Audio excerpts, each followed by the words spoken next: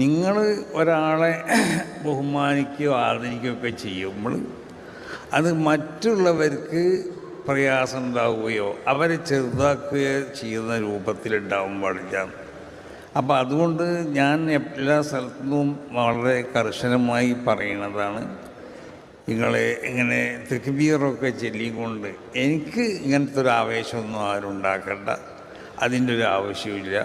എനിക്ക് നിങ്ങൾ തക്ബീർ ചെല്ലിയാലും ചെല്ലിയില്ലെങ്കിലും രണ്ടും എന്നെ സംബന്ധിച്ചിടത്തോളം, തക്ബീർ ചെല്ലിയതുകൊണ്ട് ഞാൻ വലുതാവാനും പോണില്ല, തക്ബീർ ചെല്ലാതിരുന്നതുകൊണ്ട് ഞാൻ ചെറുതാകാനും പോണില്ല. അപ്പോൾ അതുകൊണ്ട് അത് ആ നിലക്ക് മതി എന്നുള്ളതാണ് എല്ലാവരോടും ആദ്യമായി ഉണർത്താറുള്ളത്.